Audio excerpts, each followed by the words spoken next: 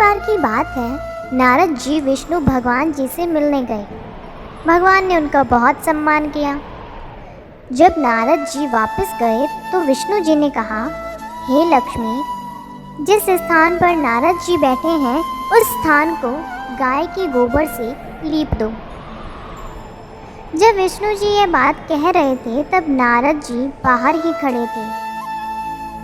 उन्होंने सब सुन लिया और वापस आ गए और विष्णु भगवान जी से पूछा, हे भगवान, जब मैं आया तो आपने मेरा खूब सम्मान किया, पर जब मैं जा रहा था तो आपने लक्ष्मी जी से ये क्यों कहा कि जिस स्थान पर नारद बैठा था उस स्थान को गोबर से लीप दो। भगवान जी ने कहा, हे नारद, मैंने आपका सम्मान इसलिए किया क्योंकि आप देव ऋषि हैं, और मैंने देवी लक्ष्मी से ऐसा इसलिए कहा क्योंकि आपका कोई गुरु नहीं है, आप निगुरे हैं। जिस स्थान पर कोई निगुरा बैठ जाता है वो स्थान गंदा हो जाता है। यह सुनकर नारद जी ने कहा, हे भगवान, आपकी बात सत्य है, पर मैं गुरु किसे बनाऊं? नारायण बोले, हे नारद, धरती पर चले जाओ और जो व्यक्ति सबसे पहले मिले उसे अपना गुरु मान लो। नारद जी ने प्रणाम किया और चले गए। जब नारद जी धरती पर आए तो उन्होंने सबसे पहले एक मछली पकड़ने वाला एक मछुआरा देखा। नारद जी वापस नारायण के पास चले गए और कहा कि महाराज, वो मछुआरा तो कुछ भी नहीं जानता, मैं उसे गुरु कैसे मान सकता हूँ? यह सुनकर भगवान ने कहा, नारद जी, अपना प्रण पूरा करो। नारद जी वापस आए और उस मछुआरे से कहा, मेरे गुरु बन जाओ। पहले तो मछुआरा नहीं माना, बाद में बहुत मनाने से मान गया। मछुआरे को राजी करने के बाद नारद जी लौटकर भगवान के पास गए और कहा, हे भगवान, मेरे गुरु जी को तो कुछ भी नहीं आता, वे मुझे क्या सिखाएंगे? यह सुनकर विष्णु जी को क्रोध आ गया और उन्होंने कहा, हे नारद, गुरु निंदा करते हो, जाओ, मैं आपको श्राप देता हूँ कि आपको 84 लाख योनियों में घूमना पड़ेगा। यह सुनकर नारद जी ने दोनों हाथ जोड़कर कहा, हे भगवान, इस श्राप से बचने का उपाय भी बता दीजिए। भगवान नारायण ने कहा, इसका उपाय जाकर अपने गुरुदेव से पूछो। नारद जी ने सारी बात जाकर गुरुदेव को बताई। गुरुजी ने कहा, ऐसा करना, भगवान से कहना 84 लाख योनियों की तस्वीरें धरती पर बना दे, फिर उस पर लेटकर गोल गोल घूम लेना और विष्णु जी से कहना, 84 लाख योनियों में घूम आया हूँ, मुझे अब क्षमा कर दीजिए, आगे से गुरु निंदा नहीं करूँगा। नारद जी ने विष्णु जी के पास जाकर ऐसा ही किया। उन्होंने कहा, 84 लाख योनियाँ धरती पर बना दो, और फिर उन पर लेट कर घूम लिए और कहा, नारायण, मुझे क्षमा कर दीजिए, आगे से कभी गुरु निंदा नहीं करूँगा। यह सुनकर विष्णु जी ने कहा, देखा, जिस गुरु की निंदा कर रहे थे उसी ने मेरे श्राप से बचा लिया। नारद जी, गुरु की महिमा अपरंपार है। गुरु गूंगे गुरु बावरे, गुरु के रहिए दास, गुरु जो भेजे नर्क को, स्वर्ग की रखिए आस।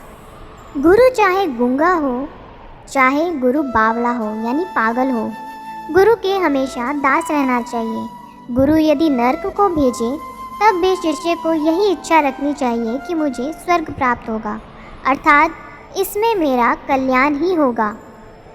यदि शिष्य को गुरु पर पूर्ण विश्वास हो तो उसका बुरा स्वयं गुरु भी नहीं करते।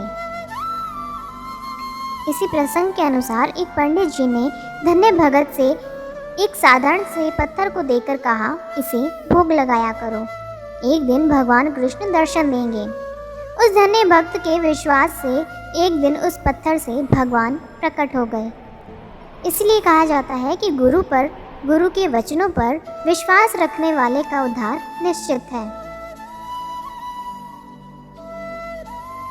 एक बार एक सत्संगी सेवा करने के लिए आया हुआ था।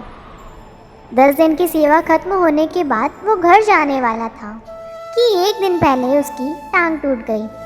वह काफ़ी दुखी हुआ और उसके मन में ख्याल आया कि 10 दिन की सेवा की और उसके बदले में टांग टूट गई। मालिक तो सब जानते हैं। जब महाराज जी संगत को दर्शन देने के बाद अपनी कुटिया जा रहे थे तो रास्ते में उस भाई से मिले और उसके कंधे पर हाथ रखकर कहा कि आज रात को भजन पर जरूर बैठना।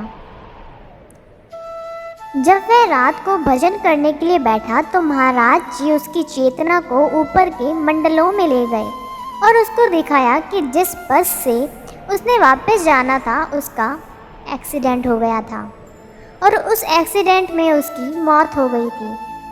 महाराज जी ने उसकी चेतना को उसका मृत शरीर भी दिखाया। क्योंकि वह अपने सद्गुरु की शरण में आया हुआ था, इसलिए महाराज जी ने उसके कर्म काट कर सिर्फ उसकी टांग ही टूटने दी। जब उसकी चेतना नीचे सिमटी तो उसका रो रो कर बुरा हाल हुआ और उसने अपने मालिक से अरदास की कि मालिक बख्श दो, बख्श दो। सार, सद्गुरु पर हमें पूरा विश्वास होना चाहिए। वो हमारा बाल भी बांका नहीं होने देते और जो हमारे साथ होता है उसमें कहीं ना कहीं हमारा ही अच्छा होता है।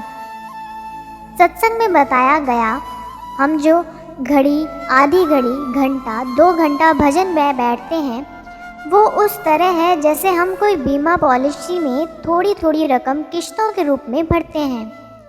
फिर जब बीमा पॉलिसी पक जाती है तब एक बड़ी राशि हमें इंटरेस्ट के साथ, बोनस के साथ वापस मिलती है। ठीक उसी तरह थोड़ा थोड़ा किया भजन एक दिन बहुत बड़े ब्याज और बोनस के साथ हमें सद्गुरु एक साथ देता है। कतरे कतरे से तालाब और बूंद से सागर भरता है। हम यदि निस्वार्थ भाव में मिट्टी की एक टोकरी भी उठाते हैं तो सद्गुरु हमें उसकी भी मजदूरी देते हैं। आओ आज से हम भजन की बीमा पॉलिसी में थोड़ा थोड़ा भजन की किस्त अदा करें, फिर आगे गुरु पर छोड़ दें। वो हमारे आधे अधूरे भजन की लाज रखेंगे। फिर मिलेंगे दोस्तों एक नई कहानी के साथ। तब तक के लिए हंसते रहें, मुस्कुराते रहें, अपना ख्याल रखें और इसी तरह हमारे साथ जुड़े रहें। धन्यवाद। अगर आपको ये कहानी अच्छी लगी और इससे कुछ सीख मिली तो चैनल को सब्सक्राइब ज़रूर करें। आपका एक सब्सक्राइब हमें इसी तरह से नई नई कहानियाँ आपके लिए लाने के लिए प्रेरित करता है।